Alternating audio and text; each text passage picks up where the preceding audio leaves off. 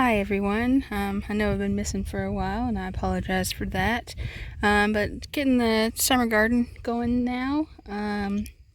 Here in Central Virginia, so we are in zone 7B as far as your growing zone, which means our last frost should have been April 15th. Now granted, we did have a pretty heavy frost this morning, so a little past the April 15th date there, but that's always an average, so pretty much a week, sometimes 2 weeks either side of that number, you still have a chance of there being a frost. Last night we got down to about 30, 31, so not a real heavy frost, but definitely enough to bother some things. So waited till today to get some plants in the ground. I'm going to show you, so this is my new garden for this year. My garden at my house is just too shady, just too much deer pressure, isn't going to work. So this year I'm getting to go out with bigger space out at my family's farm and grow this, I'd say probably 50 by 60, maybe 70 foot plot here. So I'm going to show you what we have going on. So out here we have very sandy, kind of sandy loam soil. So you can see it's very dry right now. There is some moisture if you dig down in there, so you can see about an inch down it starts getting wet, so that's great. But we could use some rain. So I'm going to show you. We have, now this was broken up with a tractor, my dad's tractor. Not necessarily tilled. It was disked and then cultivated. It's an old enough tractor that we can't put a PTO tiller on the back of it. So what we have is what we have. So starting here, this first row is full of wildflower and zinnia seeds. And I just planted these last Friday. So nothing's coming up just yet. This next one I just planted in sunflowers, and I did 3 types of sunflowers. Your regular old big yellow sunflower, and then a red variety and a lemon queen variety. And then this next one is corn. So this is silver queen corn. We have 3 rows of that. Silver queen is our family favorite. I know it's a hybrid, all that fun stuff, but it's what works best for us and what we like the most. So getting in an early crop of silver queen corn. We don't usually plant it this early, but we had the seeds, had the space, went ahead and did it. Soil temp today was reading 64 degrees, 4 inches down. I do have a soil thermometer. I can show you that and link it if you want. Last Friday, it was reading 68. So I'm hoping that's going to warm back up, because a lot of these seeds want 70, 75 degrees to really get a good germination rate. So like I said, 3 rows of corn. Then this next one here is, 4 rows of corn. This next one is empty, don't have anything in that yet. This next one is peppers, and then tomatoes down on the end. And I have, I don't even know how many types of peppers here. Let's see. So I started with jalapenos, then some poblanos, let's see, some pimentos, and some purple sweet peppers, red sweet peppers, and then I went into tomatoes. So a couple different varieties for me this year. This is a mountain fresh tomato. Really pretty plants, so we'll see how they do. All these plants I bought. I didn't mess with trying to do seeds this year. I don't have a great place to grow them, so it just doesn't make sense when I can get a good deal on them. These were a great deal. Better Boy tomatoes. Also great looking plants. Some Rutgers tomatoes. And then some Sun Golds, some Juliets. And a whole bunch of these La Roma tomatoes, which hopefully are going to be like Roma tomatoes or paste tomatoes. And then down here at the end, I have squash at the end of this one and seeds, zucchini seeds at the end of the next two. This row beside me is going to be marigolds. There are seeds already in there. I didn't mess with plants because honestly I couldn't find decent plants at a decent price. Everything is very expensive, and I already had seeds, so I went with that. This next row is potatoes. These are Yukon Gold potatoes, just starting to come up. They'll take a little bit. And then the next ones are peanuts. I have 2 rows of peanuts here. I don't know what variety of peanuts they're going to be, because honestly they were squirrel or bird seed. So they were at the garden center advertised for animal feed, but actual planting peanuts are so expensive and you only get a small quantity, that I took a chance. So we'll see how they do. If they don't come up, they don't come up. Then going forward, these are butter beans, and I have thorough green butter beans in this first half of these 2 rows, and then the end are Henderson butter beans, again by seed. We'll see how they do. These 2 are your classic Blue Lake green beans. We always have really good luck with them, so hopefully they'll do well and we can keep the deer out of them. This row is an empty row again, and then this last one is another wildflower Zinnia Celosia Rudbeckia mix. So we'll see how those do. So let's get started. I'm going to unhook my fence. So this middle one is the most important one to unlock because it's where the juice is coming out. Are my very, very happy potatoes. And I'll show you, they actually are getting ready to bloom.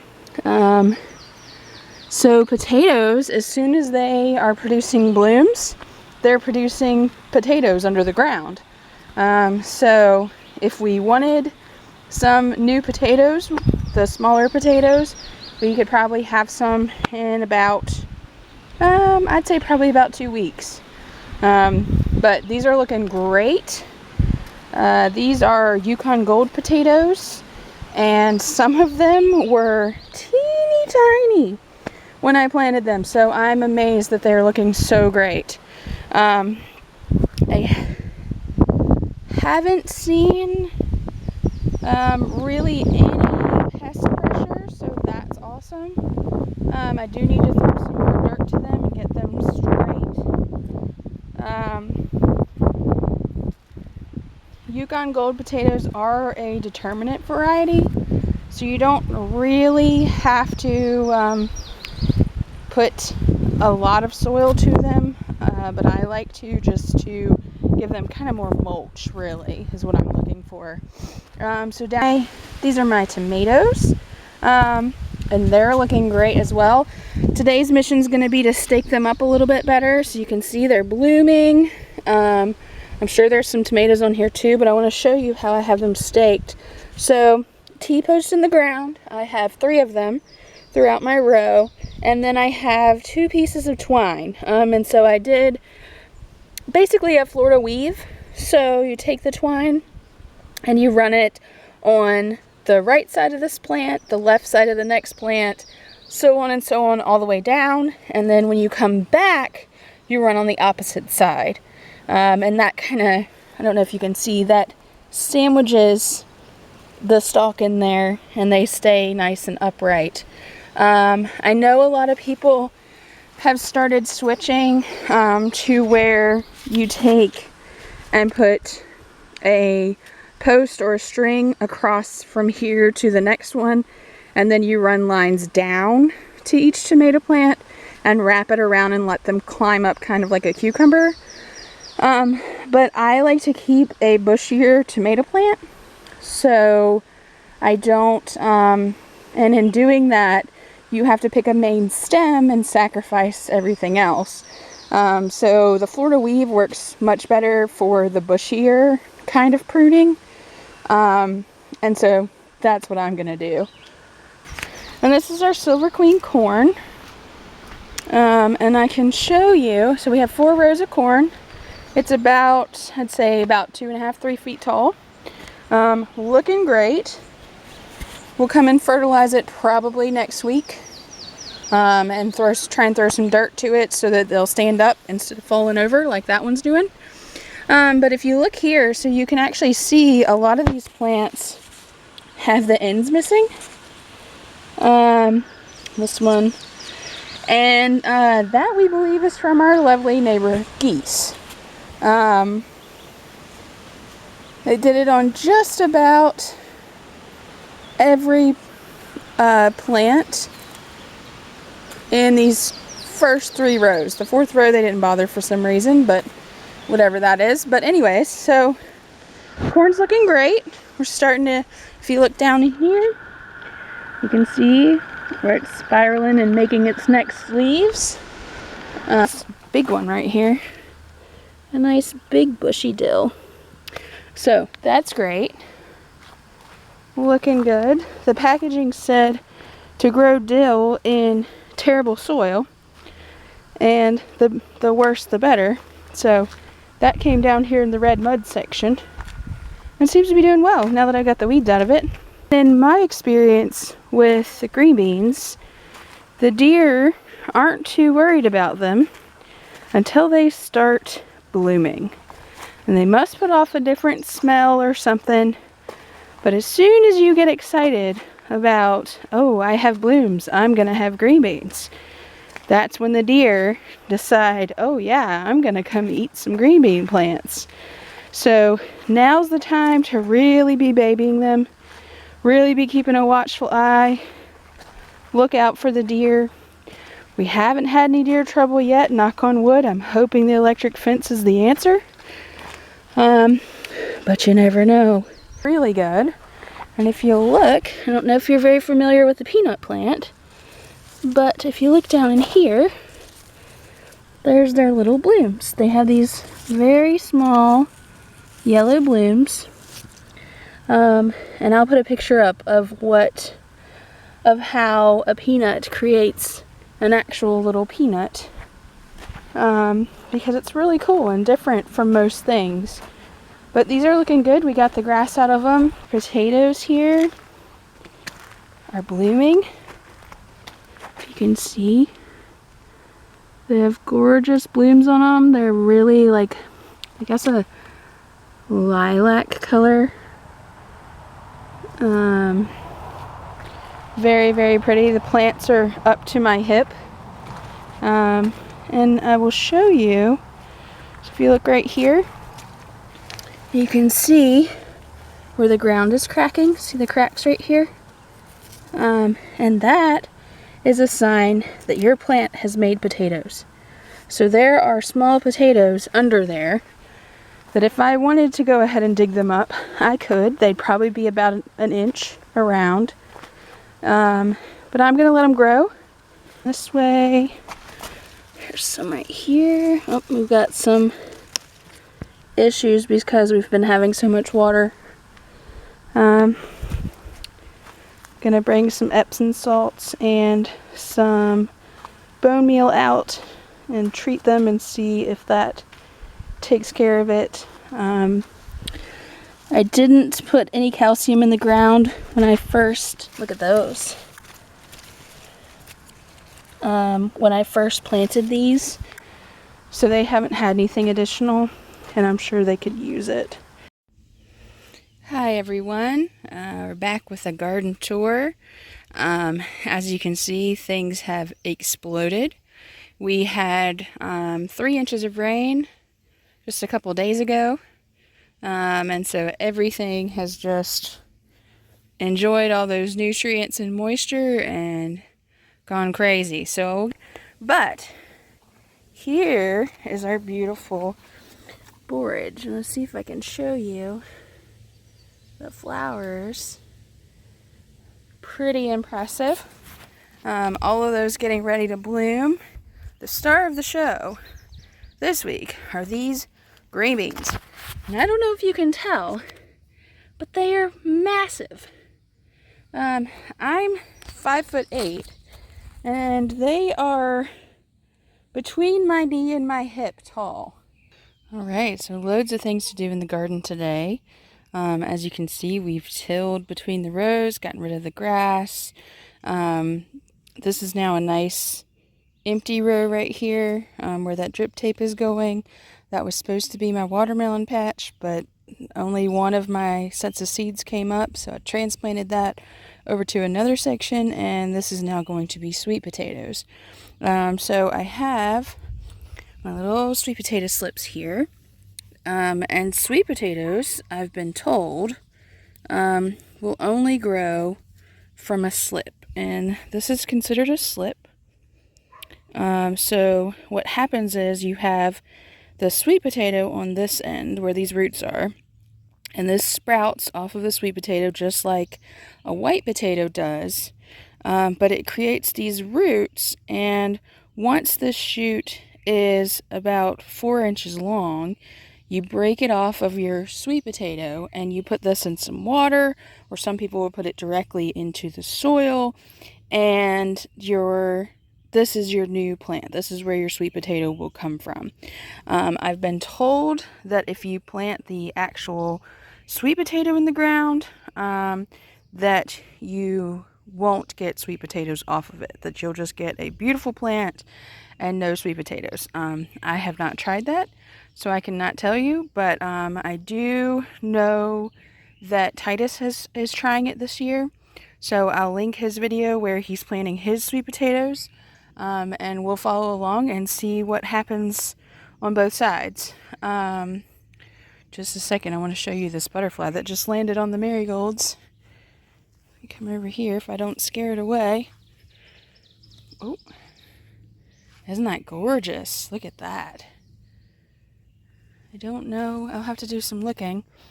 See if I can find out what kind of butterfly that is. But it's absolutely beautiful.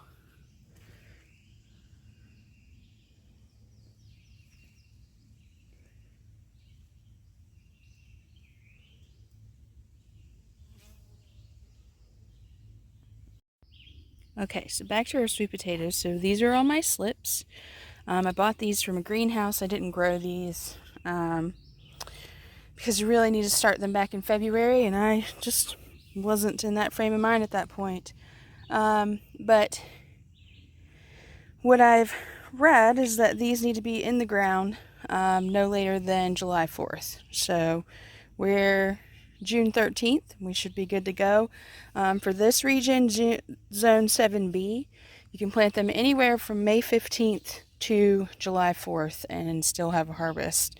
I imagine May 15th is a little cold, but you can experiment and see how it goes. Sweet potatoes are a tropical plant, so the hotter the better.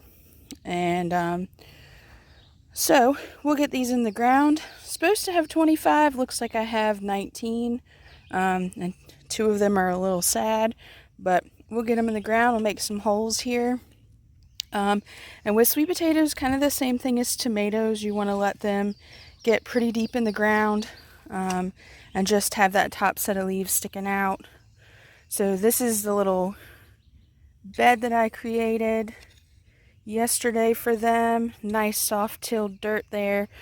This is a great garden tool. If you don't have one of these, I don't know what it's called, but I can find a link for it and post it for you. But this little thing is amazing. Use it very much like a hoe, but it's much better at getting the weeds. So anyways, back to sweet potatoes. You want to plant them about 18 inches to 2 feet apart. So say about there. And I need to make 19 holes, so I'll get at it and I'll be back. When it comes to planting these guys, so I've dug my little hole here, and what I like to do is I like to take and kind of push the bottom in, and then we're going to pull back up like so. Get your heel back.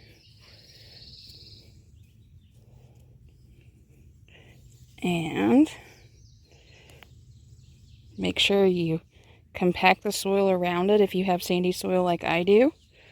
because otherwise when it rains, you'll have sweet potatoes in between your rows. So that's it on the zucchini. You can see the squash here. They are loaded. Bunch more for me to pick. Even this little tiny squash plant has little squash on it. So you can see, because we've had so much rain, that we have some rotten ones. I like to make sure I pull those off and get them out of there so they're not rotting right there in the middle of the plant. We'll get these off. These are also a little small.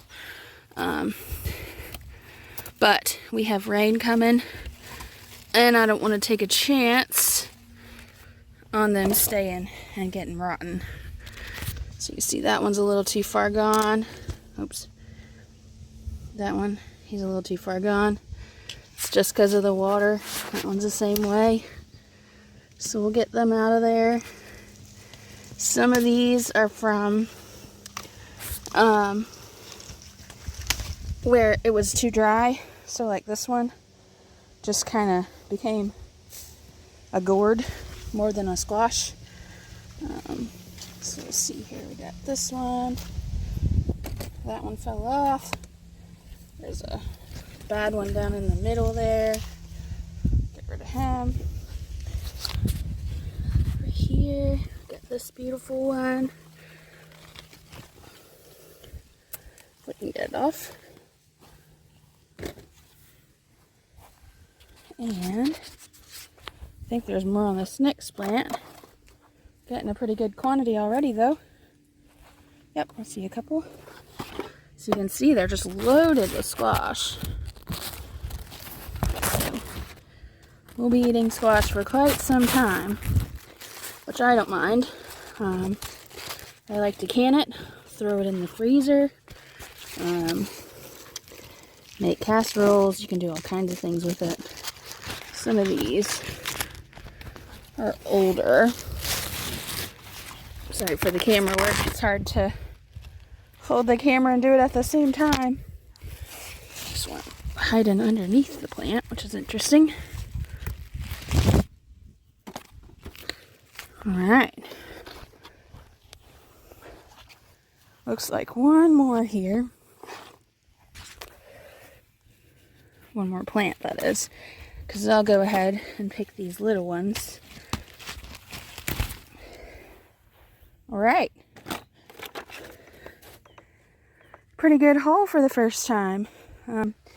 Do have these little guys, which I'll have to research and find out what they are. And find out if they are friend or foe. If they are foe, they will disappear. But something interesting, something that you don't always see on potato plants, is they have these little seed pods on top. Tomatoes are looking amazing. So if you look here, loads of tomatoes. I can probably find you some more. I actually have some ripe sun golds if I can find them again.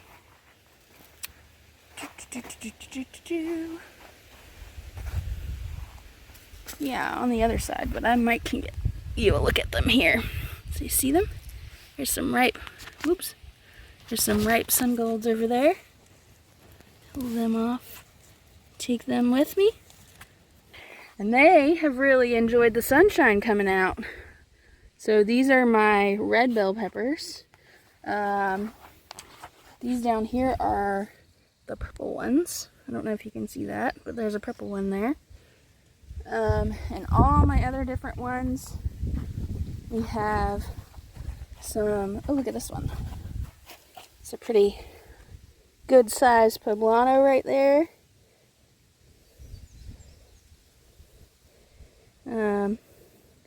Those are super excited because I love to make Hispanic food. But if you'll look, so this is one of the transplanted ones. And if you'll look, I didn't kill it. We have a baby cucumber. So our corn is tasseling. So if you ever hear someone say they're talking about their corn tasseling, that's what it looks like. And as this matures, it actually will, these will become little flowers and they will open up. And you'll see all sorts of little bees and things on them. But corn is one of those plants that can fertilize itself. So it's typically wind fertilized, which is why you grow it in blocks. You want to have at least 4 rows of corn so that they can properly pollinate. But what happens is these tassels up top, this is the male part of your plant, and then the silks that will develop down here, which you can actually see the beginnings of a corn cob right there. The silks will come out of there, and the silks are your female part of the plant. And what happens, so you get these tassels, and then in about a week we should start seeing silks down at the bottom. And silks on corn are very sticky. They're very tacky and just actually kind of irritating. But the reason that they are is because they have to collect the tiny little pieces of pollen that rain down from these flowers. So as it's raining down, blowing on the wind, it has to try and catch on those little silks. And every piece of silk corresponds to a kernel. So you don't want to do anything like try and remove any silks or anything like that. You want to leave them on there. Don't mess with them, because that is the product. The final end determines the final product you're going to have. But if you look, the flowers are looking great. They've really bushed out more. You have some gorgeous ones kind of tucked around each other. All kinds of colors of balsam. You can see their little flowers peeking through. I think there was even a white one down here, which I'd never seen a white one before, so that was pretty interesting. Here's one. Here's a white one. But they're looking great. There's one with very few leaves that looks really pretty. So yeah, lots of flowers. Oh, here's a really pretty white one. You can see that. So they're looking great. The borage is really looking awesome. Flowers are starting to fade at this point. Starting to make some seed pods. You can see there's a little pollinator right there doing its job. So here comes the sad project for the week. These were beautiful zucchini plants. And there still are 2 beautiful ones behind them and one over here that look great. So, I don't know. I assume this is a squash vine borer problem because I don't see squash bugs killing the plant like that. Interestingly though, I don't see any critters. Oh, there's a bug. That looks like a dead squash bug, which is interesting. And a spider and some ants. Oh, there's a squash bug. There's a nymph. Okay, so maybe it was squash bugs. So, these I will probably leave as trap plants, at least for right now. And a trap plant is a plant that you just let the bugs kill. So the bugs will just eat on that and hopefully leave my other ones alone until I can come back with, I've seen it suggested to try some dish soap in water and with a sprayer, and I'm going to give that a try and see what happens. And I'll keep you updated. Finally starting to get themselves together. But if you look right here, you can see all the stages of the pods. So you've got the big ones, and then they get littler as you go up. Look at that one. See all those little pods? Remember, the squash bugs got these 2 plants, but you look at the ones around, and they look fine. So I did a little research, try and figure out why that is, and I planted 2 different kinds of zucchini. These 2 that were killed were zucchinis. I planted 2 different kinds, and I don't know what the one kind was, but the other kind was Black Beauty. And Black Beauty is known to be resistant to squash bugs. So I'm assuming these ones that are still living are Black Beauty, and these were the other kind. So now that I know that, I won't plant any other kind. We'll just plant the Black Beauty kind and won't even mess with it. The other ones, I also read in that squash bugs won't bother crookneck squash. And I was believing that till I looked today. See right there? That's your squash bug eggs. And then if you look down there, oh, here you go. There's your squash bug nymphs in various stages. There's some more eggs. There's a full-size one. So, there goes that theory. At least I think that's a crookneck. That might not be a crookneck plant. Let me do a little look in here. Because I may have planted a couple varieties of those as well. Look how big this potato is. And some of them are quite a bit bigger than that. I don't know that I can carry it. We'll try it. So I pulled the vines on all of them. And I got some of them. I'm gonna cover this one back up till. And I got probably 2/3 of this row cleaned up. But like I said, I just ran out of steam. Still working on this cold I've got. But I was using this lovely little apparatus here, which is a wheel hoe, or a wheel plow, or lots of different names for it. It's probably, every bit of 100 years old. And it has this little flat plow attachment on it.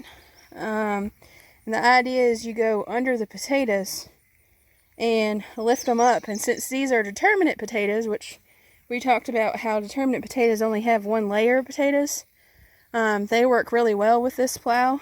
And it's the first time I've ever tried it before, so I don't have it figured out just yet. But once I can get it figured out, I think it'll work real well. Of course, you always have the potato fork, but I find all I do with that is stab the potatoes, so I didn't do too well with that. Peppers, still looking really good. They need some rain though, so I'm certain I'm not irrigating them enough. Peppers want about 2 inches of rain per week, and they might be lucky if they're getting one out of this irrigation. These are the pimentos. I've never tried growing them before, and I didn't know they'd be so big, so that's pretty cool. I picked a bunch of these purple peppers earlier today, and got some pretty good size red peppers down here that'll finish changing soon. Cross over here to the tomatoes.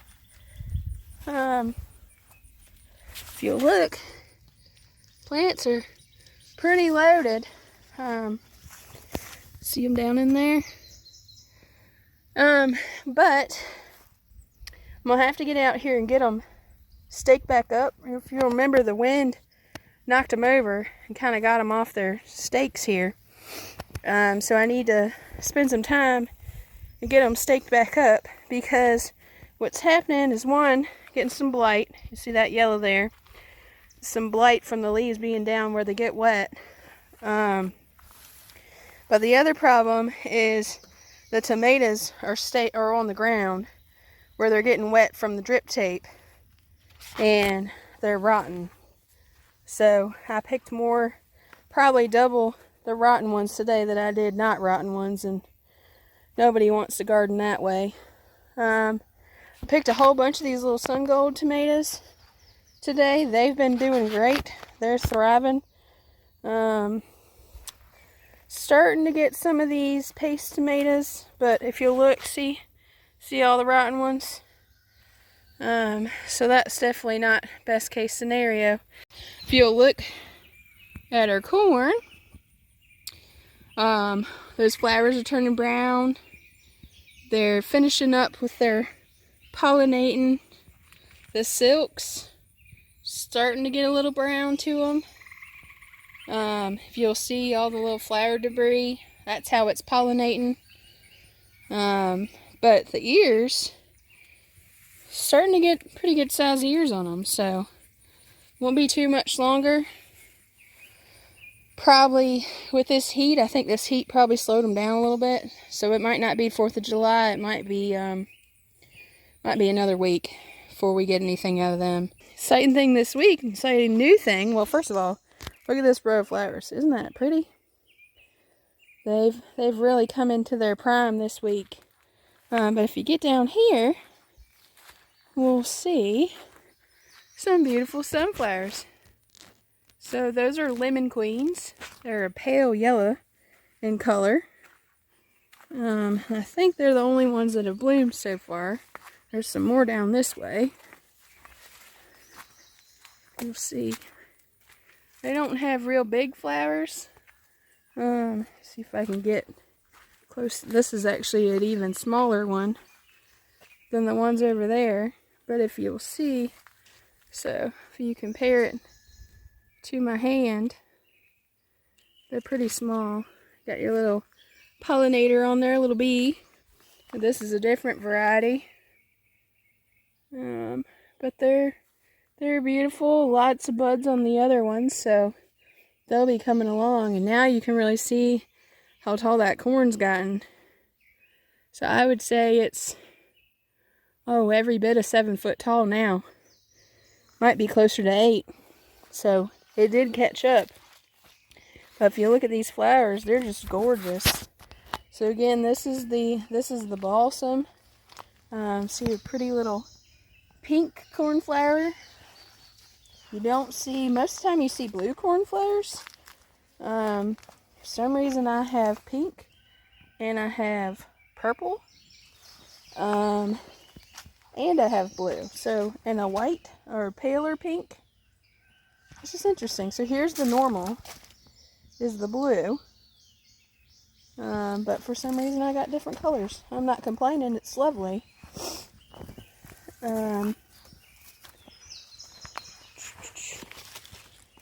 More of that balsam. But I'll show you what we harvested. Got that over here to the side. And I'll show you. So picked some purple peppers, a poblano, some zucchini, some squash, a bucket of tomatoes, a bucket of cherry tomatoes. Actually 2 bushel baskets, so that's a bushel basket of green beans. My parents took the other one. And then a whole bushel basket of potatoes to go with it. And if you look, some of these potatoes, they're massive.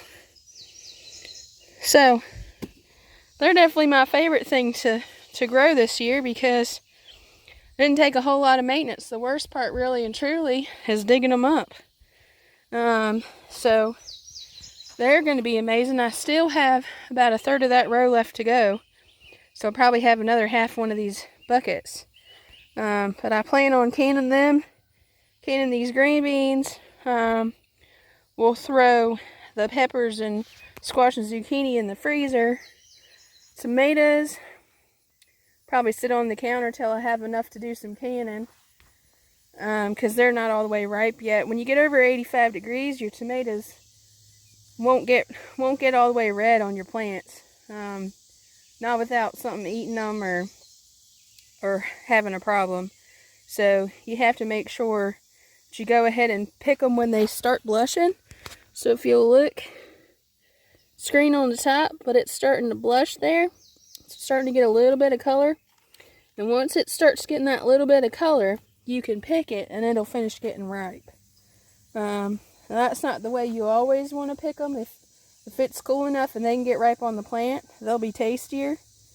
But right now, it's not cool enough for them to do that, so I just got to pick them. But yeah, so that's our harvest. I also got probably a 1.5 cups of some blueberries, and probably 2 cups of wild blackberries. So definitely can't complain about the harvest today.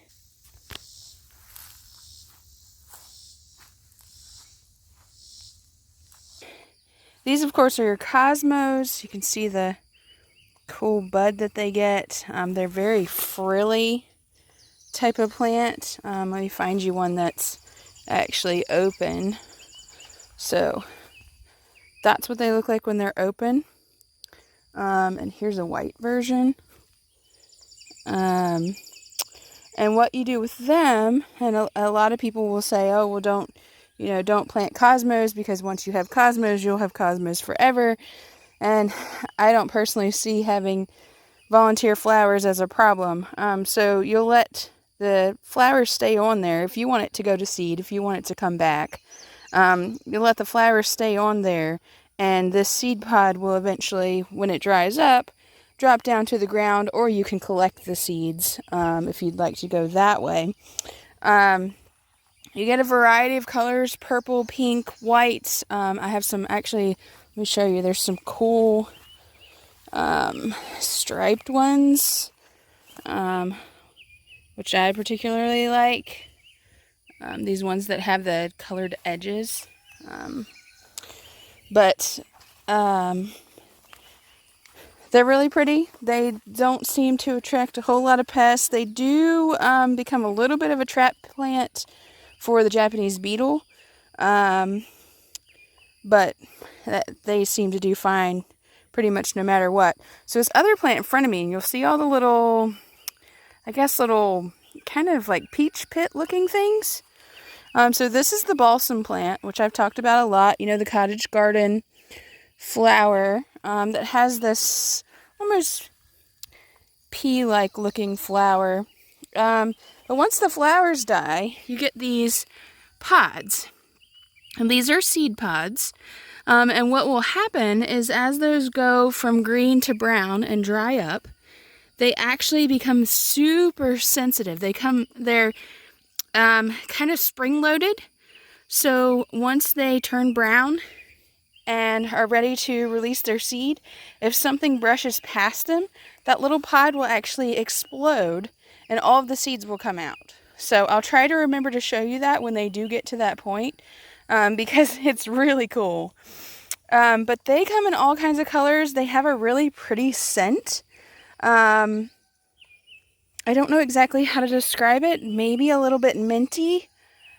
But I really think that they help keep flies away. So mayflies, horseflies, they seem to emit a smell that they don't like, which is lovely. And then keeping on down, of course, you have your zinnias, which I guess just about every garden in this area is going to have zinnias. And the neat thing about zinnias is that they're super easy to save their seed because there's lots of it. So this flower, every single one of these petals goes down to a seed that lives in this base section here. So if you cut this flower and take it into your house and it starts to dry up and you're thinking about throwing it out, go ahead, you can take it out of the vase, but then lay it out somewhere where it can dry all the way and save those seeds. At the end of the season, if these are starting to dry up, you can actually just come through and clip all the little tops, take them inside and let them dry, and you'll have a multitude of seeds for the next year. They're doing really well. They're super happy. We have the celosia we talked about before that was really tiny. Starting to get really big and beautiful. It's very coral-like. So these are seeds. These were from seeds that I saved last year. I had bought a huge celosia flowers from an Amish auction, and they were gorgeous. I had them on my counter, and then all of a sudden I had these little black specks everywhere. And I looked at them closer. They weren't bugs. So I decided they were seeds, saved them, and mixed them in with my flowers this year. And so far I've had quite a few of them pop up, which is awesome because I didn't really do a whole lot of work. There's also some little wildflowers down in here. You see these little blue. No idea what they are. I'll have to check on that for you. And these were, you probably noticed if you were here last week or the weeks before, you probably noticed that you could see way less flowers before. And that it looked really jungly. And that's because it was loaded with these weeds. And so I just weeded this flower bed, well, my version of weeding. And so if you're someone who maybe has some mobility issues, you're older, or you're just like me and you're young and have too many things on your plate and you don't like being out in the heat and the bugs and just need to get something done and move on, then here's my favorite way to weed. I like to wait until the weeds are taller than whatever they're around and then cut them as far as you can. So come out with a pair of kitchen scissors and like here's one of the weeds that I was cutting. And what I would do is go way down here towards the bottom and just snip it with my scissors. And you could drop it right there where it is. I chose to drop it in my walkway so I have some mulch. You'll see way down there. And the reason I do it that way, well, there's a couple reasons. Number one, the biggest problem with weeds is letting them go to seed. That means letting them flower, letting them reproduce. As soon as you do that, you have years and years and years more of fighting that same weed. So if you go ahead and cut them before they go to seed, they haven't reproduced, the plant will die come winter, and you're over and done with it. I don't pull them up, number one, because these were so big, it would take me a shovel and an act of God to get them out of the ground, and I didn't want to damage the flowers around them. So instead, I just cut them down as far as I can, and you'll see, so like this one, I had cut before, and see nothing growing back. It's drying up, and that's it. That's just what I've found is the easiest way for me to deal with weeds. I don't like going in picking out all the little bitty weeds, and just, it's too tedious. So you'll see here's a whole bunch that I cut the tops off of. We'll keep an eye on them and see what happens. But they're now mulch, and they haven't bloomed, they haven't gone to seed. They actually made a really nice mulch layer for me, but allowed my flowers to get some air and some sunlight and be way more beautiful than they were. So that's my tip for weeds. Bring out your kitchen scissors, chop them at whatever height you can, throw them down, walk on them, whatever you want to do with them. Feed them to an animal if there's something that's edible, and just get back to enjoying your flowers. Don't stress about it. The green beans aren't looking too great, mainly because they've been manhandled so many times getting them picked. But if you'll look, they're actually starting to bloom again. So we should have another batch coming. Need to get out here and pick them real clean.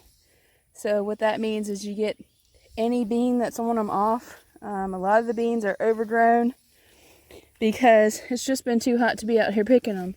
So like, that's a beautiful one, but I've seen some that are what I call seed beans, and that's just where they've gotten so big that you really should just dry them and take the seed out for next year. Like here's one right here. Well, that's not too bad. Here's a big one. That's more of like a seed bean, so take the seeds out from the inside there. But we'll try and get out here and cut them real clean so that, pick them real clean so that these blooms will maybe do something. Because look, we even have new little baby ones, which is pretty unheard of this time of year. Usually the plants are dying off and that's that. So we'll let them go as long as they will. Even though I have to say, pretty tired of picking green beans, pretty tired of canning green beans.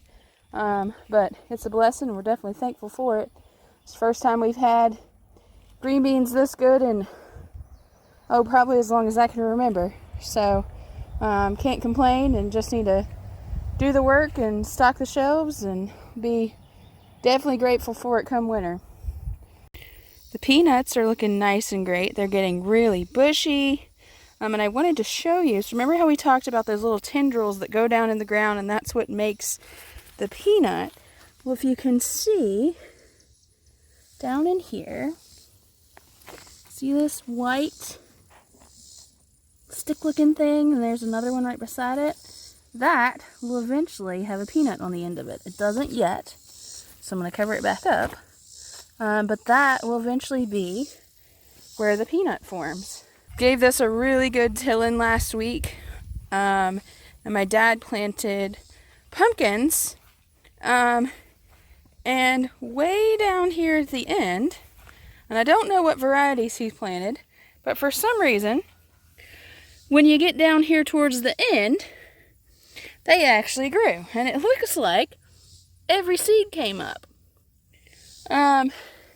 I don't know why they didn't grow in the first bit of the garden.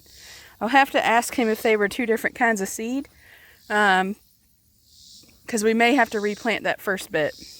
But this second bit, it looks like every seed's come up all the way down there, so that's great. That's exciting.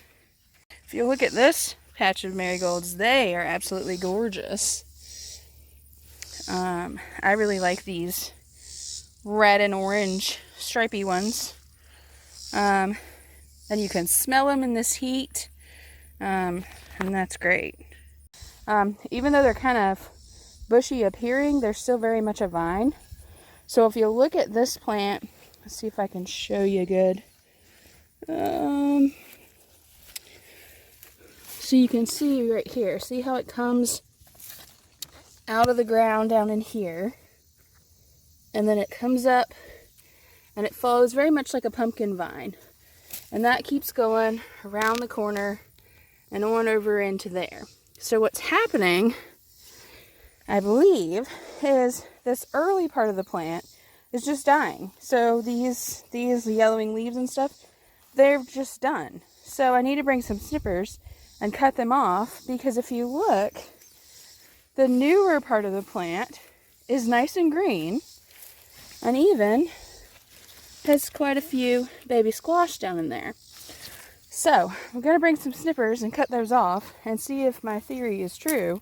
If you'll see, there's a giant squash over here that got missed, but that's all right. He'll still eat. And our little squash bug friends still here and around, but don't seem to be bothering these plants. I think they are definitely here and obviously reproducing, but they don't seem to be pestering these.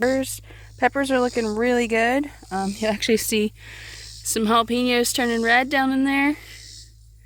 I think there's actually looks like poblanos are looking great. They're getting nice and big. Here's an actual really good size one. It's got one in the way.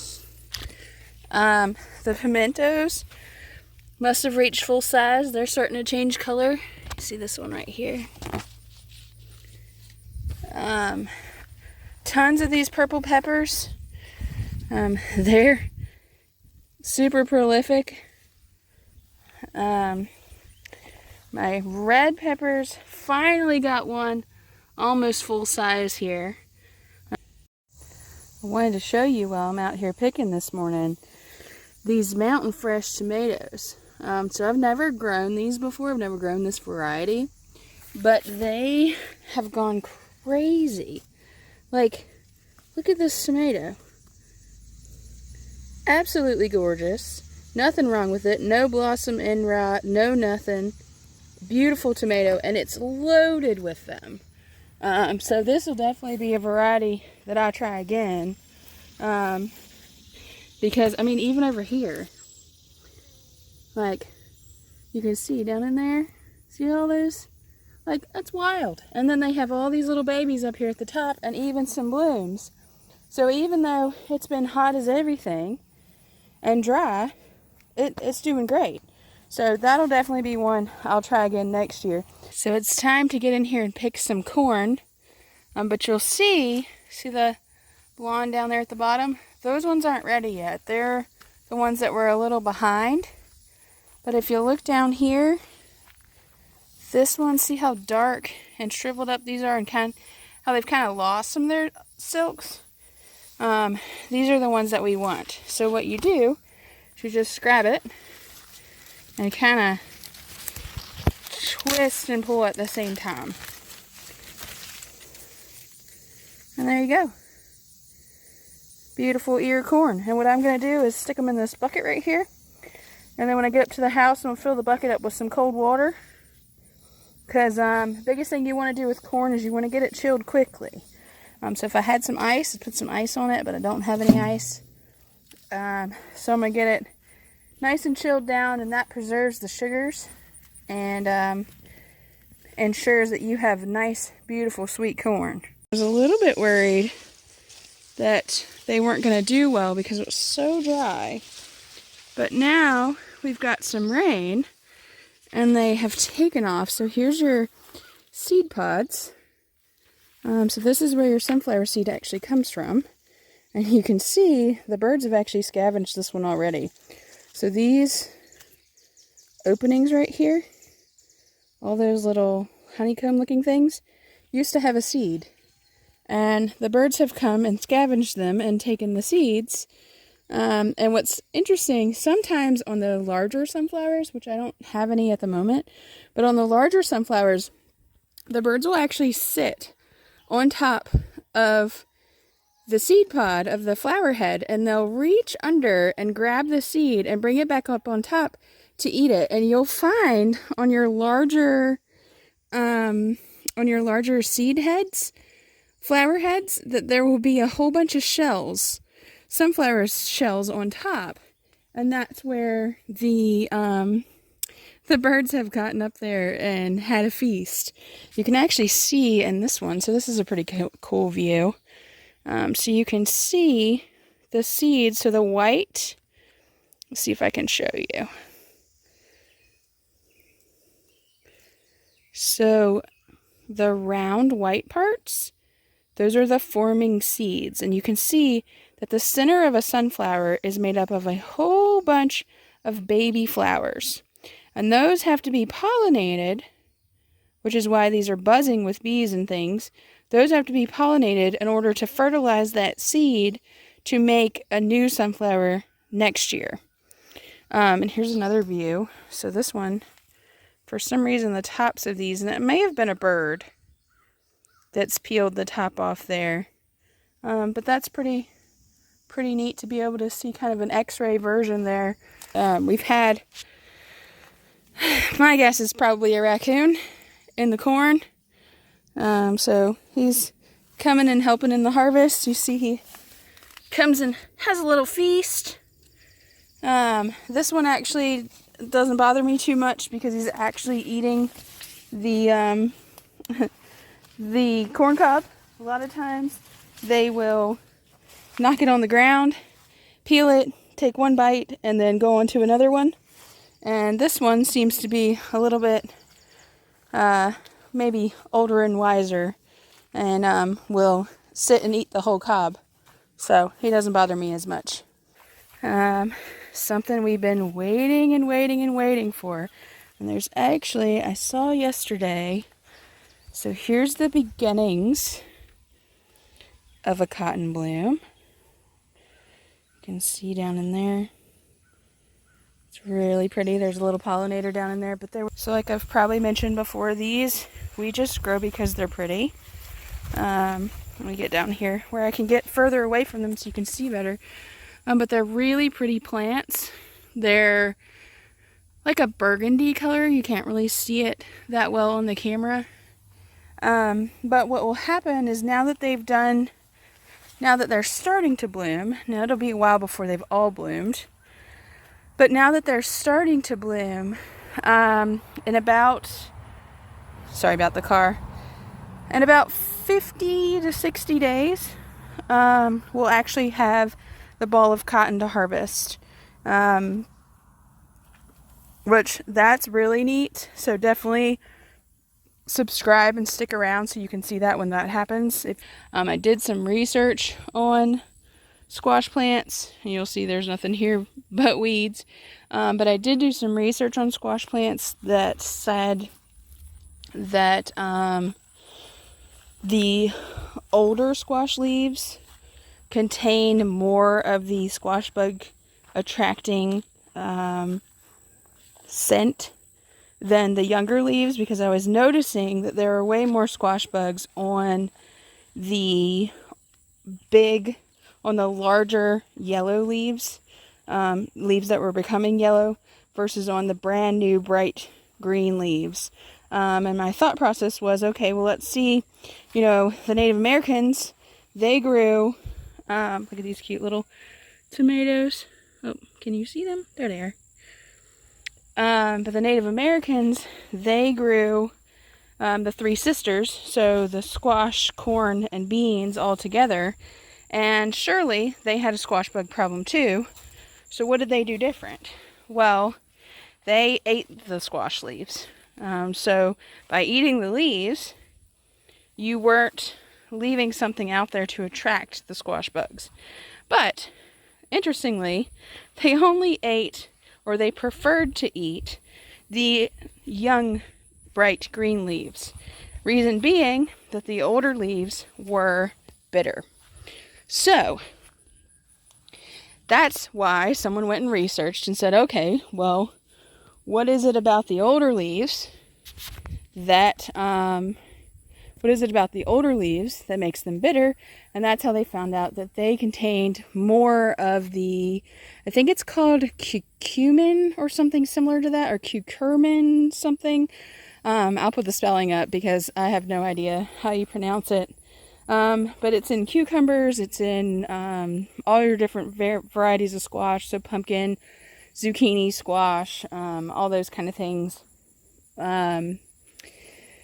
But the larger, older leaves had a higher concentration of that, which is the scent that attracts the squash bugs.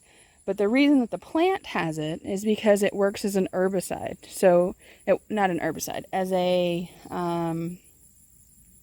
deterrent. So it's keeping, it's that bitter taste is also bitter to things like, sorry, there's a bee. It's also bitter to things like deer who would come and want to munch on it. So the plant is using it as a deterrent, but it now is an attractant for squash bugs. So I need to do a little bit more research and a little more figuring and see exactly what's going on there. I'm going to figure out the squash bug problem one way or another. Now I will say, with the types of squash that I grew, so remember talking about the different types of zucchini and the straight neck versus crook neck squash. So I will say that the black, I think it was called, well, I'll have to put the name up for you, but the zucchini variety that I grew and the squash variety that I grew, oh, you just missed a hummingbird. Look, can you see him? Oh, he flew away. We have some hummingbirds that are kind of hovering around. But the type of zucchini that I grew and the type of squash that I grew, other than the dark green zucchini, they did take a lot longer before the squash bugs got them. So I was able to get a lot of harvest in before the squash bugs really became a problem. So I would recommend growing those if you have a squash bug problem, because I think you would have long enough to get the harvest that you need before the plants just are sacrificed. And if you want to succession plant every 2 or 3 weeks, plant some more a little further away, you probably could get them all throughout the summer. Get some squash, that is, all throughout the summer. But anyways, I've rambled on long enough about that. And look, hey, check it out. Guys, we got a praying mantis. Whoop, let's see if I can get him where you can see him better. Here we go. And you see him? Check him out. I love a garden praying mantis. So he's wonderful to have in your garden. You want lots and lots and lots of them. I actually don't know if that's a he or she, but you want lots and lots and lots of them. They are wonderful. They eat all sorts of things that you don't want in your garden. And usually if you have one, you have many. So that's a great sign. That's also something you're going to see more often in organic gardening than you are in conventional gardening because they're quite sensitive to most of your pesticides and herbicides. The next exciting thing, if I can get down here without getting tripped up by something, is that our baby corn is finally tasseling and putting out its little silks. And a lot of it is probably ready for me to harvest. So I'm going to come back out when I'm done showing you everything and harvest some. And I'll show you what that looks like. I'll insert a clip so you can see. But they're looking great. It's a very pretty, like, fuchsia color silk, which is very interesting. It's gorgeous in the garden. I would say the tallest one is this one right here. And it's, oh, look at the Japanese beetles. It's probably 6 foot tall. But it looks like the majority of them are about 4.5 feet tall. And they're loaded with ears. I'd say each one easily has 4 little ears on it. I read on the packaging that from each seed, you're supposed to have 3 or 4 stalks that come up. And then from those stalks, you're supposed to be able to harvest about 20 ears. So it makes me think that they're going to keep producing once you pull some ears off. So we'll see what happens. I'll try that. I have a feeling these stalks are going to be really brittle, just looking at this one. I have a feeling that they're going to be brittle, and when you go to pull the ears off, they're just going to break. But I'll try to be gentle, and we'll see what happens. But they're looking great right now. They are really pretty pink going on there. I see the little, this is your little ear right here, which is pretty cool. But yeah, I'll get those pulled off and show them to you. Hi everyone, and good morning from the farm. As you can see, the tiny sunflowers have bloomed, and they are very tiny. I'll show you my hand, but they're super cute. So not a loss, but definitely didn't do what we were hoping they were going to do. But they're super cute, and they've done really well in flower arrangements. Flowers are really taking off now as far as zinnias and cosmos. The balsam has switched over to seed pod making. That's what all of these little things are. But like I said, the most exciting thing this week is the fact that it looks like we have saved most of these pumpkins. So I used dish soap and water, and I sprayed that under and on top of all the leaves, and then I dusted them really heavily with diatomaceous earth. I will probably do that again because I see right there some more squash bug eggs. So I will probably try that again and see if we can get them to survive long enough to give us at least a pumpkin. If you look here, you actually can see the beginnings of a baby pumpkin. It's super tiny, about the size of probably, I'd say maybe some couscous, like a little couscous pearl. But we do have the beginnings of a pumpkin, which is super exciting. That means there's probably more down in there. Those plants are a little bit bigger. But yeah, pumpkins, definitely the star of the show this week, and of course the cotton.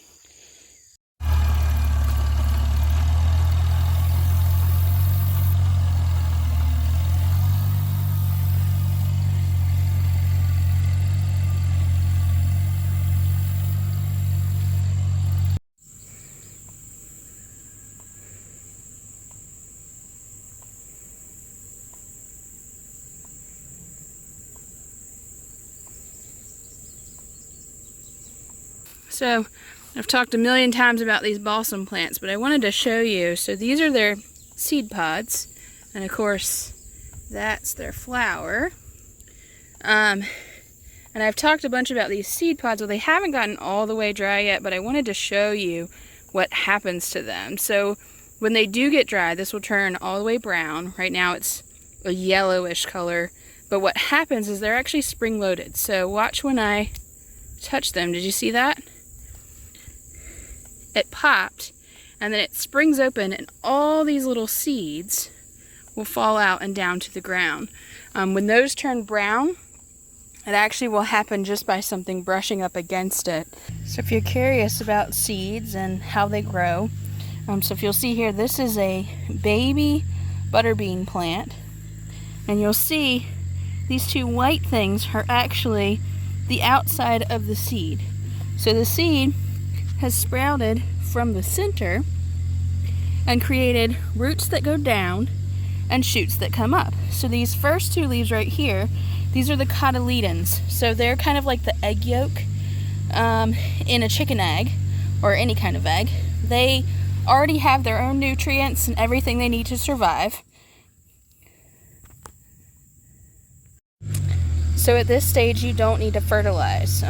These seedlings have everything they need, and that's the same case with all seedlings. Their first two leaves are, like said, the egg yolk, and they're already ready to go. So now that I can tell that this one is starting to produce new leaves, I will think about fertilizer in the next week or so.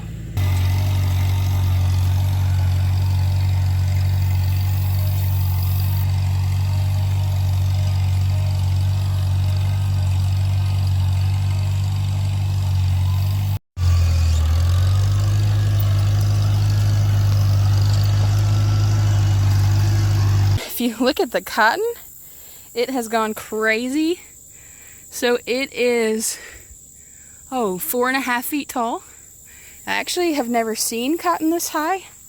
I didn't even know it would grow this high. So that's really exciting. But if you'll look, so every single one of these spiky looking things, all of those will eventually be a ball of cotton. Actually a four-lobed ball of cotton. So it's going to be interesting to see how much we end up getting out of these. Again, they're beautiful flowers. But I'm excited to see how much cotton this ends up being. So if you'll look down here, see this one? So that one is working on making cotton in there. See that one? Oops. See that one right there? That's making cotton inside there. It has flowered, it has pollinated, and now it's working on making the fluffy white stuff.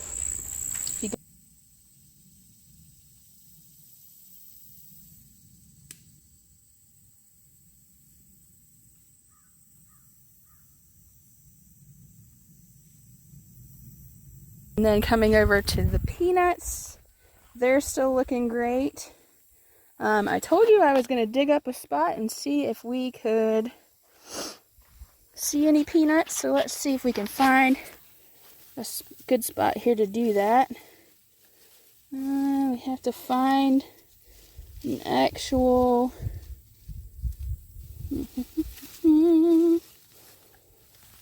let's go on this side.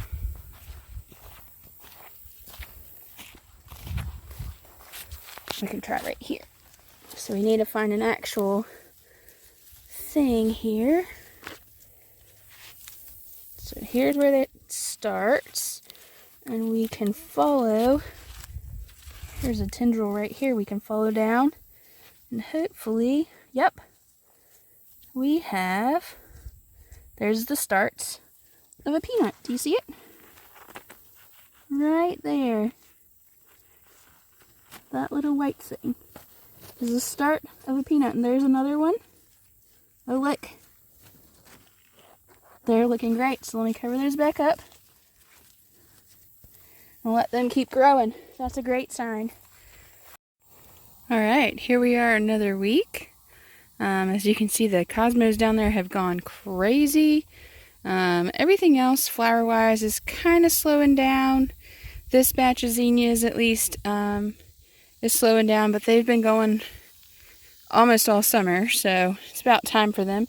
Our peas are looking great. You can tell this first row is definitely a little bit ahead of the second one. And down here, if you were around last week, you'll know I planted squash, and they are up. I think I had planted 16 or 17 hills. It looks like we have 1, 2, 3, 4, 5, 6, 7, 8, 9, 10, 11, 12, 13.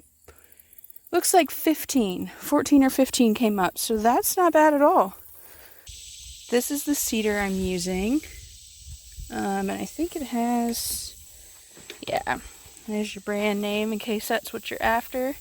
But the way it works is you have these little discs, and it comes with a bunch of them, and they're for different size seeds and different spacing of seeds. So this is the one I'm going to use for my peas. It says beans and small peas on it. So I'm going to use that, and the way that works is this goes in here. You have this part that spins. So I'll put this on here. This is always the fiddly bit because they don't have the angle exactly right. Okay, and then you make sure you tighten that down so it doesn't come loose. And then this is your bucket that you're going to put your seed in. And you can see there's a max fill line. But what happens is, as you turn, so there's a front wheel and a back wheel, and you'll see they're different.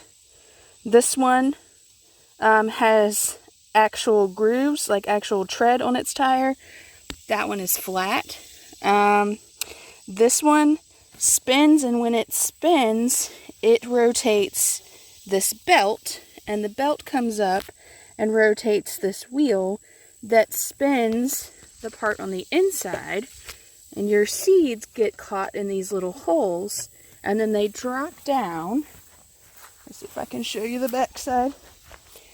They drop down this funnel into this chute, and you can actually watch them fall down through there and come out down here. Now this little flap is then going to cover them up, and this little plow on the front is going to dig into the ground at whatever spacing you designate. So there's little delineations on there, and you can pick how deep you need your seed to be, and it will dig down that deep, and then this wheel is going to finish tamping it down, and your seed will be completely planted, in theory. I have found pretty much every single time that I have to go back and make sure everything is covered well. They don't all get covered well. And I think being dry today, that'll probably be even more of the case. So to hook my irrigation back up, you'll see this black hose with the blue stripe on it. That's my main line, and that goes all the way up to the water hose to the house and then to the well. But this little piece coming off right here, that's what I'm going to attach my actual row drip tape to. And it has, this is its little on and off valve. So right now it's off. And it is punctured into that line and then screwed down tight. And then on this side, I take my drip tape, which has stripes on the bottom and holes already drilled on the bottom. And I take my tape and I put it over the end like so, and then push it on as far as you can get it to go. Make sure your yellow stripe is down, and then screw it down tight. Now my drip line is attached, and I'm going to run down this row here and make sure there aren't any kinks, and put it exactly where I want it. Hi everyone, back for a garden tour finally. Had the last week off, I was on vacation, and I could have gotten a video for you right before I left, but there wasn't really enough change. As you can probably see, there's been a lot since then. Flowers definitely on their last leg. These black-eyed peas are doing great. Come down here, you'll remember our squash experiment. The plants are looking great. They don't have a lot of size to them just yet, and I will give them some fertilizer as well. But they're looking good so far, and not a sign of a squash bug yet, knock on wood. So we've gotten these peanuts harvested, and this is what they look like. We've flipped them up so that the nuts are up in the air. Shook off as much of the dirt as we could, and now we're just going to let them hang out here in the sun until until there's a threat of rain, but no more than 10 days. So we'll come back and keep an eye on them, and then the next thing will be to take them off the plants. Check out the peas. So the green peas have come up, and they look beautiful. I'll be getting, let's see if you can see how tall they are. I'll be getting a trellis in there for them so that they can do their thing. But you can see the 2 rows going all the way down. So they've done great, so we've gotten these peanuts harvested, and this is what they look like. We've flipped them up so that the nuts are up in the air. Shook off as much of the dirt as we could, and now we're just going to let them hang out here in the sun until there's a threat of rain, but no more than 10 days. So we'll come back and keep an eye on them, and then the next thing will be to take them off the plants. So this is a batch of peanuts. These were the ones that fell off the plant while we were collecting them. So these are still very, very wet. You'll see the wet clay sticking to them there. And these are just out on, so this is the plastic tray that is under your little seed packs. When you buy little seedlings from a greenhouse or somewhere, this is the tray that's under it. And it has, let's see here. This is the one that has the solid bottom, but it has some little holes in it. You also sometimes will see the ones that have X's under here instead of being solid. Those don't work as well because your smaller peanuts will fall through. But this works really well. And what I do, because we have pretty sandy soil, other than that section of clay you can see causing a mess there. But because we have pretty sandy soil, I can actually put the peanuts on here and then shake it like a sifter and sift all that sand out of the bottom. And then, so these I'm going to let sit here and dry. I have them on my back porch, in a screened-in porch. I have the fan running to make sure they get plenty of airflow. And we're going to see which ones dry the fastest. We're kind of doing a little experiment. So I have 3 versions. I have the plants that are out in the field, where we left the peanuts on them and just flipped them over, and they're laying out in the sun. We're going to let them dry there. Then I have these here that I'm going to let dry in this space. And then I have some inside my house that I took out of the shell.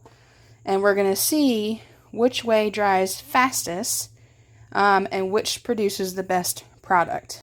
So I wanted to show you, this is partly why I wanted to get these peanuts out of the ground so quick. Some of them are actually starting to sprout.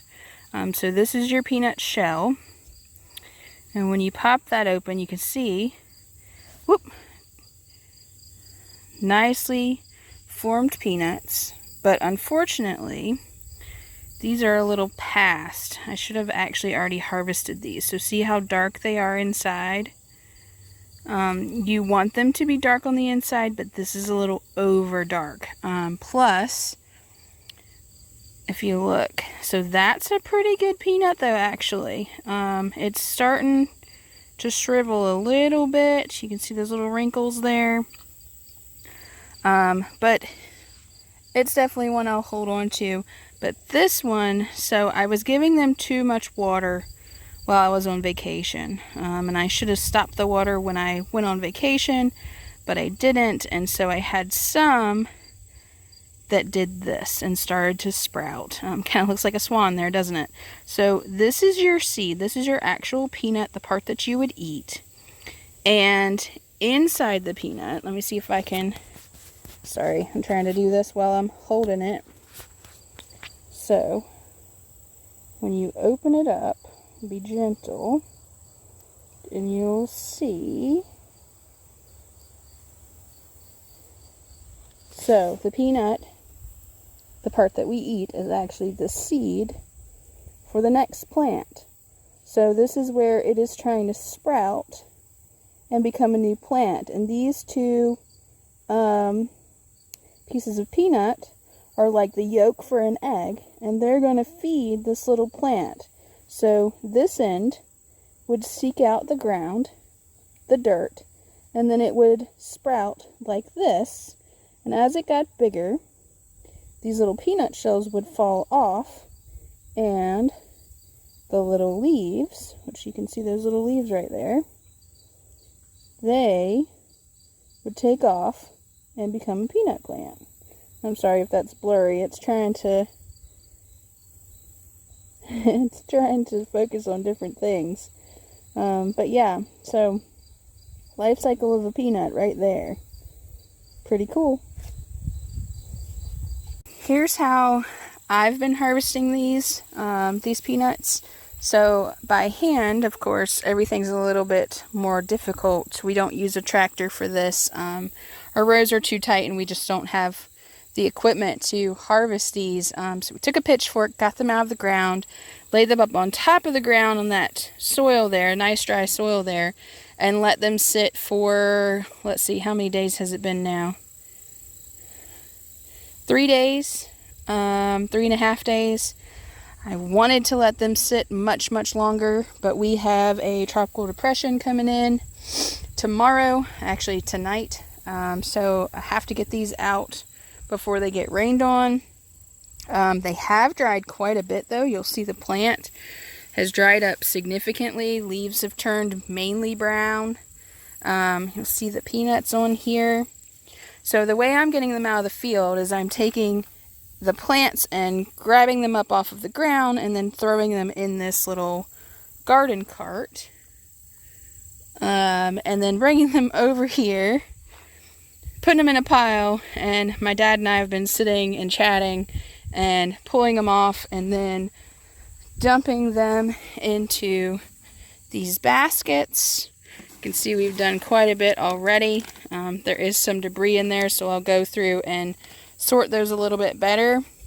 But you'll see here various different colors. Some are darker, some are lighter, some are bigger, smaller, formed differently.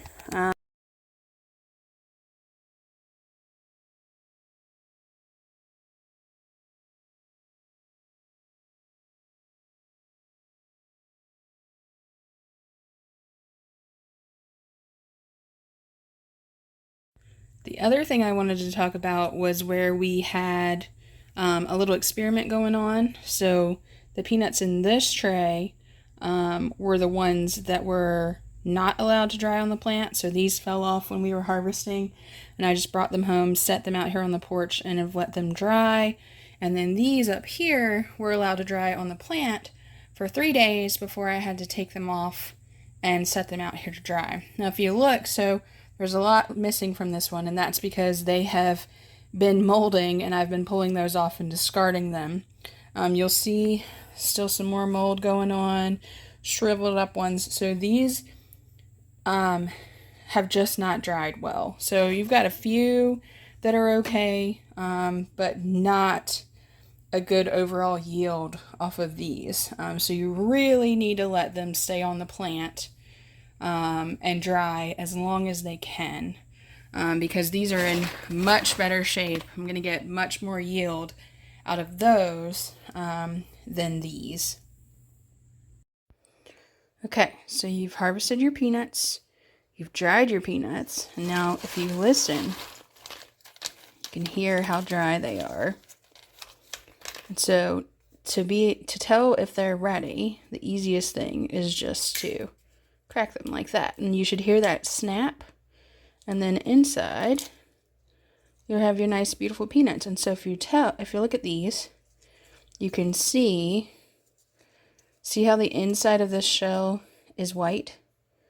That's why I have this immature peanut in here. So this one wasn't all the way ready when I picked it. What you really want, you want more like this on the inside.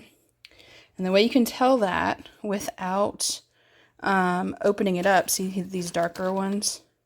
And the way you can tell that without actually opening up your peanut is take a knife or your fingernail and you're going to scrape the outside. And so you can do this with it still on the plant, or you can pull it off and check and see how dark that is under there. That's showing you the darkness on the inside. So when I do this, it should be more filled out and have a darker inside. See that? See that nice dark? And then you have pretty much perfect peanuts. These actually may have gone a little too far. Where's the one I just had? So see, that's actually a little bit too dark. So you see where I scraped and how it corresponds to the color on the inside. Let's see if I can find you. So these darker ones like this, also got a little bit of mold growing on it. Will probably not do very well. Will probably not be filled out well. Yeah, it's not as good of a crack when you squish them.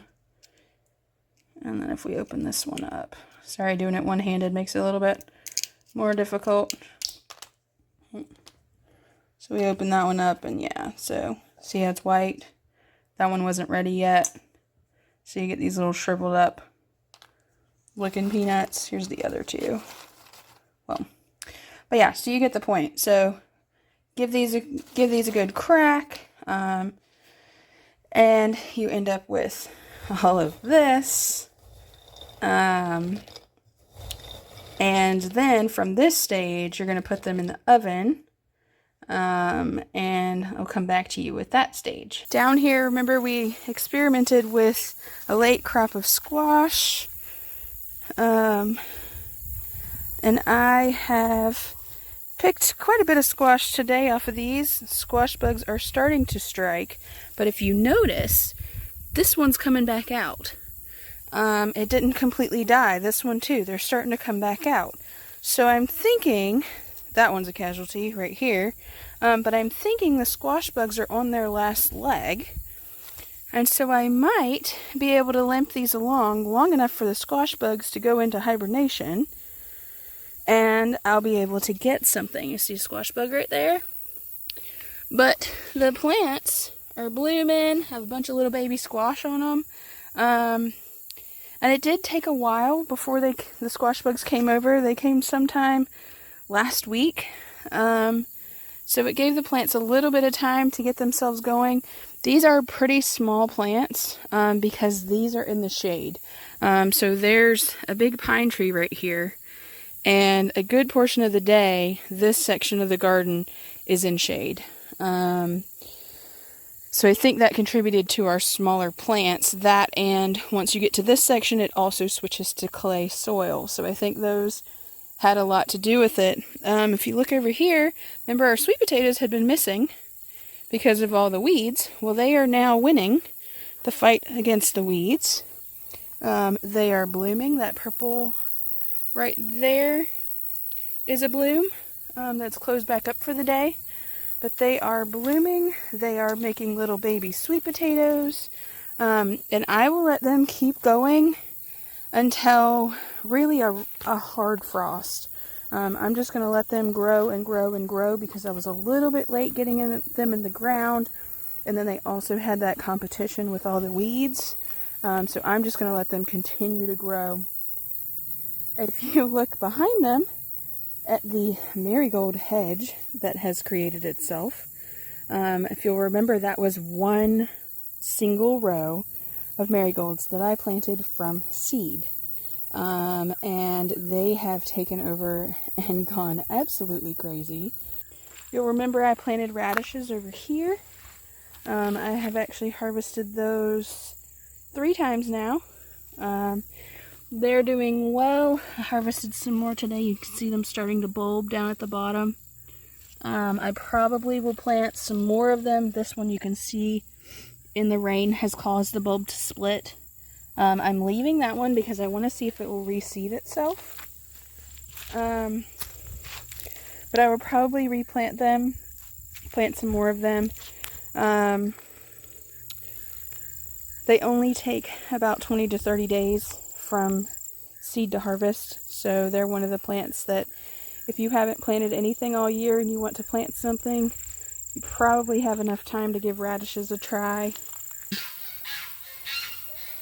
Oh, I think the geese are coming to see us. So that should be great. I see them crossing the road. Can you see them through the trees? Here they come. Well, that'll be exciting for you guys. So, if you'll look, the peas have come up really well. They're doing okay. This end down here, I didn't get to fence. I didn't get to put my trellis up. So that end, you can see how tall they are. Well, I don't know if you can tell on the camera. But see how much taller those are? Because they got to be on the fence. These ones have all fallen down onto the ground. But they still look really healthy. I don't want to try trellising them now because I'm scared I would break them. And then they just would die. So I'm not going to mess with them. Sorry about the geese. They're crazy. I think they're mad that I'm over here. Because this is where they like to come and explore when no one's over here. But I will show you. I saw... Let me see if I can find them. Let's see. I saw some little... Yep. We have the beginnings of some peas. And you can see nature's x-ray there. So they are producing. They are blooming. Like everything, they're waiting for this rain that's coming. You can see some more pods right in there. So that's great. That's super exciting. Weather's getting cooler. I mean, it is hot today. It's like probably about 78, I would say, and sunny. I did harvest quite a bit of things here in my bucket. So my zinnias, some radishes, one got really big, so put Milano peppers, a few tomatoes, a little bit of Genovese basil, the bigger basil, a bunch, let's see if I can show you, a bunch of green beans down in there. You can see those, a bunch of green beans. There's some squash, little squashes underneath there. But definitely a productive evening of harvesting there.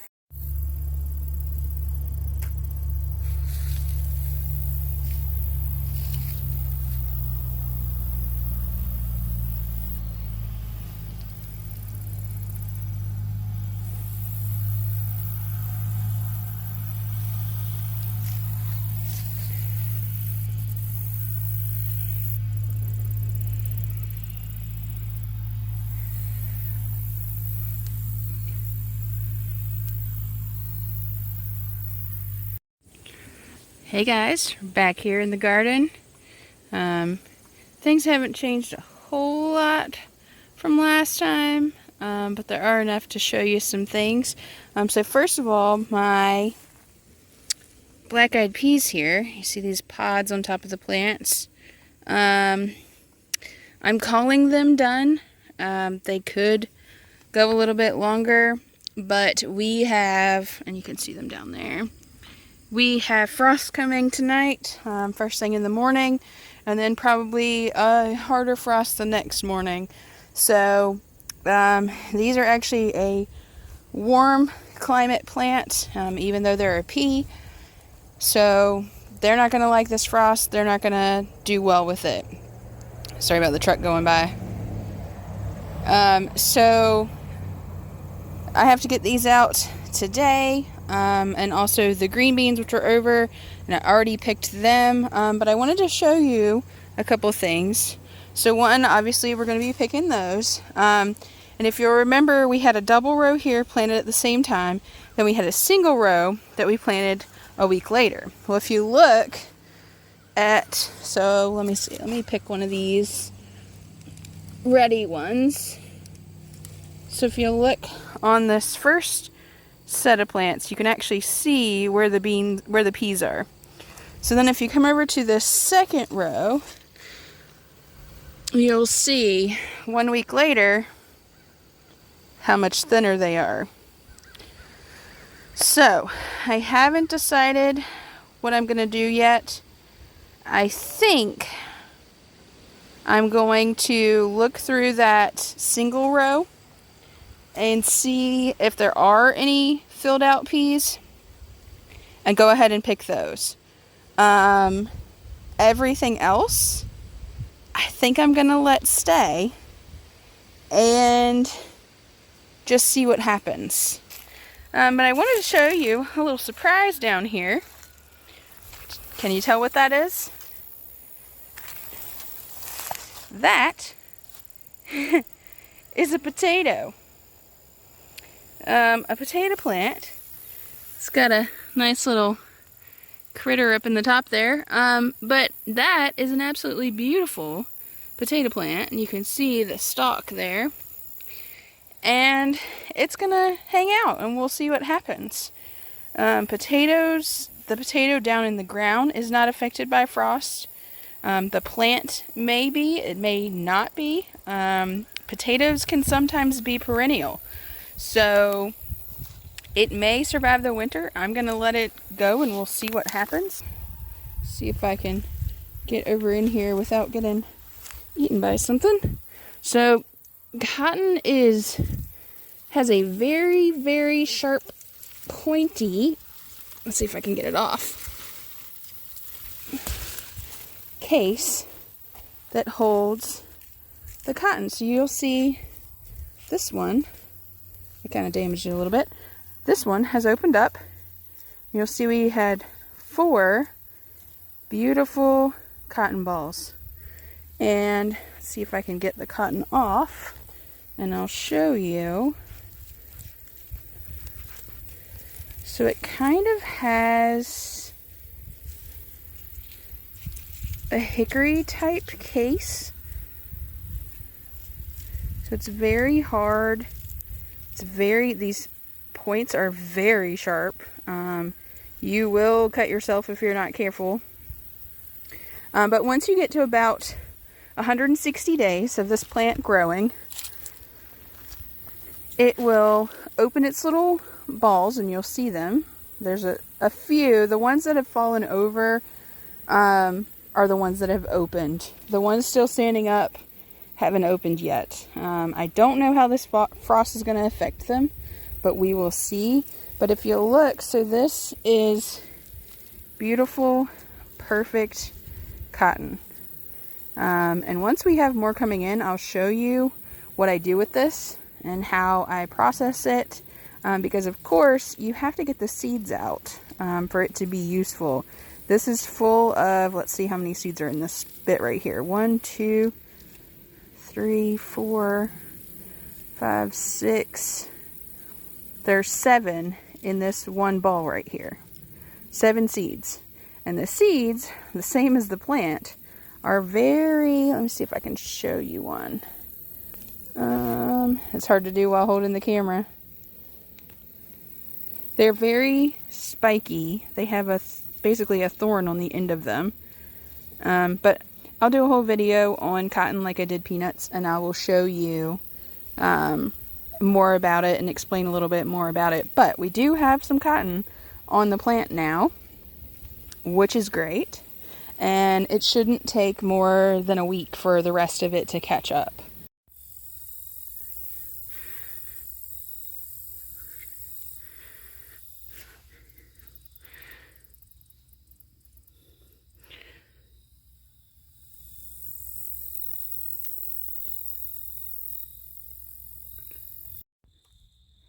Good evening, everyone. Back here at the garden.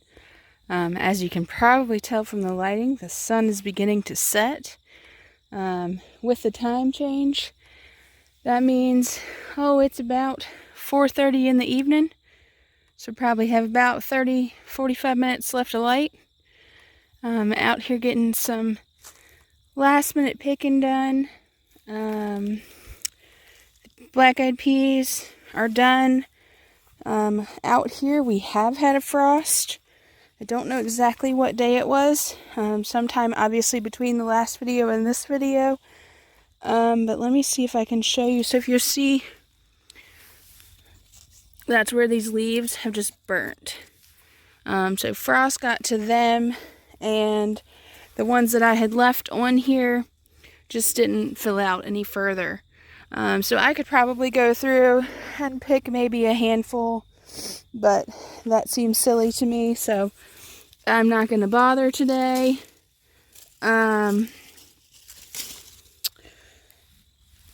Except I just found a patch of a couple big ones, so I'll hold on to them for seed. Green beans, I just went through and picked what was left of them. They're definitely on their last leg. Like I said last time, they're not blooming anymore, so what was on them is what has filled out, and that's all we have left. Butter beans, at this point, I do not expect to have any harvestable butter beans.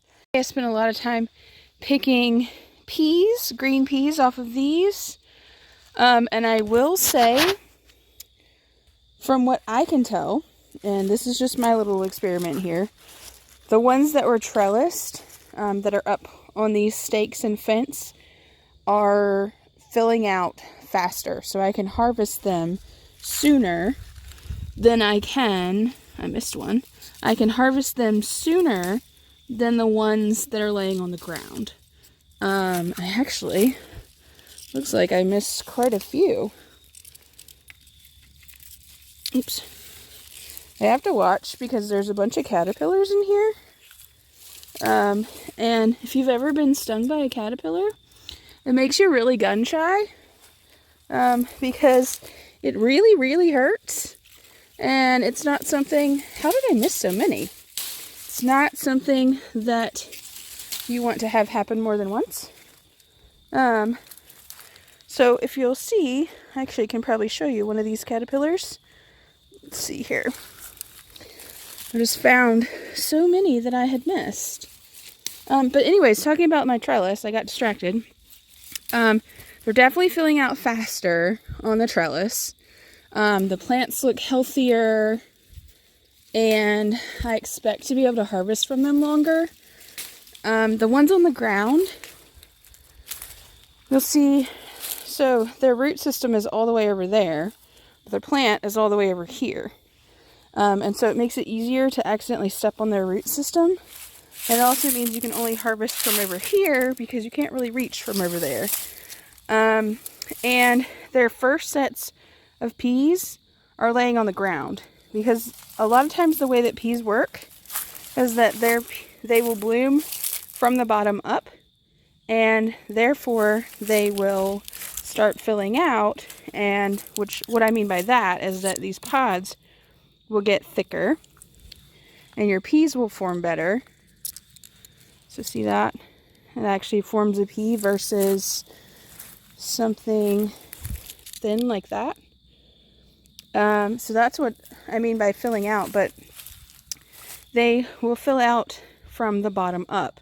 So you'll pretty much harvest at the bottom first and then work your way up. So with these that are laying on the ground, there's probably more peas in there, but they're on the ground and mixed up in debris and plant matter, and I don't want to dig around in there too much and break the plants up. So there may be just as many over there. I just can't tell. But I would say as far as picking them, up on the trellis is way easier. And I do think they look like healthier plants. So note to self, make sure I come back out and actually put them all up on a trellis like they're supposed to be. Don't cut corners because it'll be worse in the long run. I was going to find you one of these caterpillars, which I saw one. Wow, I missed a bunch of peas. When I was picking them earlier, the sun was right in my face. And so I shouldn't have been picking them then, obviously, because now I get to pick them twice. But it's okay. You can leave your peas on and just harvest them all at once. So you can wait until you've decided you're done looking at the plants, and you can just pull up the entire plant and take all your peas off. But I don't want to do that because I want to see how many harvests I can get. And if you leave them on there, your plant will start producing fewer and fewer and fewer. So I'm just going to keep picking them. But anyways, we were looking for that caterpillar, and I had almost stuck my hand on him just a second ago. But there was about, I'd say 8 or 10 of them in here. Here's one right here. Actually, here's 2. Check him out. And his friend on the other side. I think they're 2 identical ones. Let's see if we can see the other one. Oh yeah, they're the same. And I don't know if this particular one stings or bites, but I don't want to find out. So I'm leaving him alone, letting him do his thing. He doesn't seem to be harming anything other than I think he has eaten the leaf that he's on. But I'm hoping it's cold enough that he's going to go away and not be a problem soon. Otherwise, the plants look great. They're full of blooms. As you can see, all those little white things. Peas have very distinct and beautiful blooms. Kind of looks like a peacock, I guess you could say. Which is probably something to do with their names. But anyways, that's where we're at. Hey everyone, kind of a different perspective here today. Out at the farm, you'll see a lot of difference here. Down there is where I usually come in and start. Yeah, that's where our solar electric fence charger is. All this has been bush hogged by my brother. He came out and helped me out the other day. We did not till or disc or anything like that, just simply bush hogged. And we'll leave the rest for a while. You'll see we had our first really bad freeze.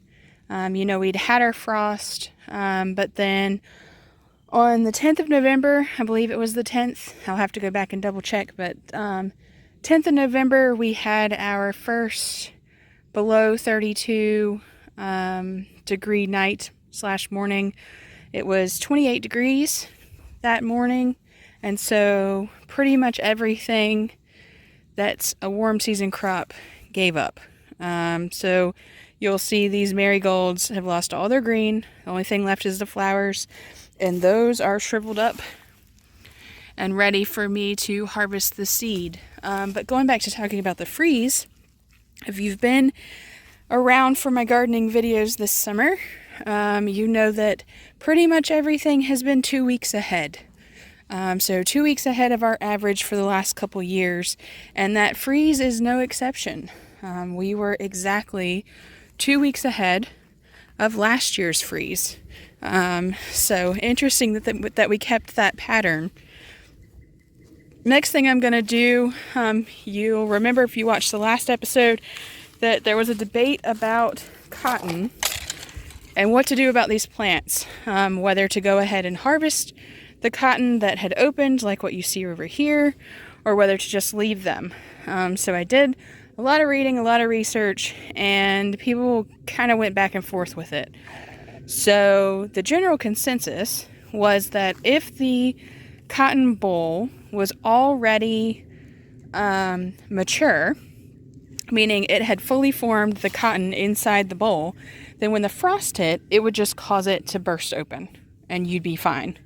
Now, if it was immature, like say this one, that didn't have time to mature all the way, and you'll see it still even has some green on it, that it would not pop open and would just be damaged. So it's too hard for me to open it. But so this didn't get to produce. But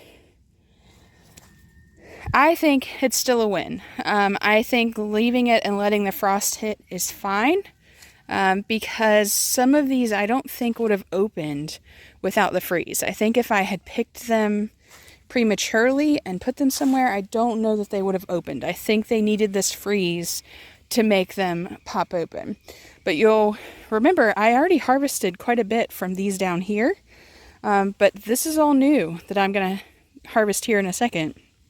And then if you stick around sometime probably between Thanksgiving and Christmas, I'll show you what I do with this cotton and how I remove the seeds and what I turn it into.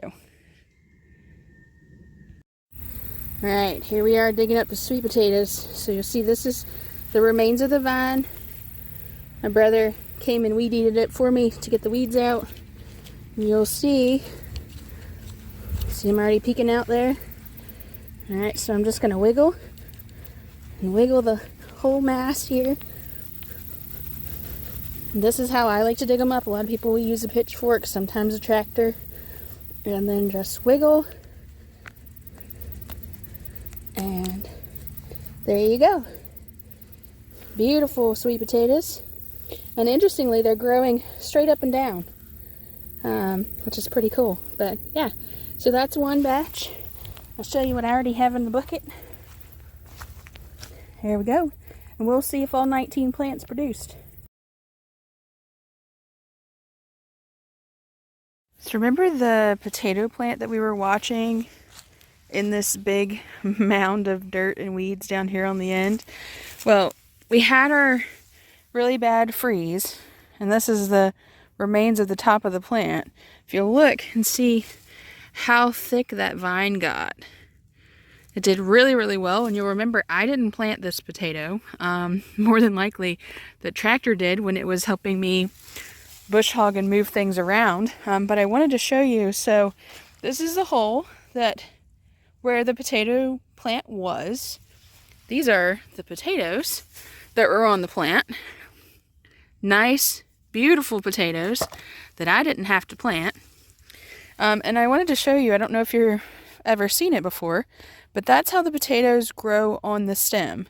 So this particular kind, this is Yukon Gold, it doesn't grow deep in the ground. It grows one layer of potatoes about, I'd say that's what, probably 6 inches deep. And you get these little potatoes. They can get really large if you have a long enough season and they stay there. But most of the time, they're about this size. But yeah, pleasant surprise. Those will make it to the Thanksgiving table. But if you want to see these roots up close, pretty cool, actually.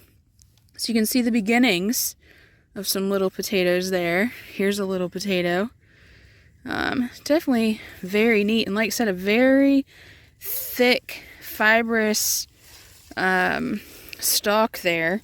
And of course, the leaves killed by our really bad freeze the other day. So I told you I'd keep you updated on these peas. You remember these are green peas. And they are still blooming. Some more than others. The one down here is really happy. And you'll see all the pea pods hanging. But if you look closely, so see these pods right here, see how they're speckled? I'm thinking that is either freeze or frost damage, because what they're supposed to look like is like that. And so we'll see if these will actually fill out. They may have been damaged by the freeze and they'll just fall off the plant, or they may fill out. So we'll just have to wait and see what happens. You'll see some of them turning yellow. The leaves are getting pretty yellow. I believe that is from me missing a mature pea on that plant. So peas, like most fruiting plants, once their fruit has matured enough to have mature seed in it, then it will stop producing anymore, because the plant considers that it itself has reproduced. So I think I must have left some on these right here for a little too long, and so the plant got that memo that, hey, we can stop now. So these, you'll see they're very rounded shaped there. They are on a fence. They're on a piece of chicken wire held up by stakes, but it needed quite a few more stakes. So what I've been doing, peas are really strong plants, and so what I've been doing is letting the plant fall on that side, picking everything on top here, and then I'll go on that side and pick some more and then flip them back and do the same thing. You'll remember the ones down there weren't staked, so they've been quite a bit of a pain. But in doing just one side of this row, I already have this whole bucket full. So I don't think that's bad at all.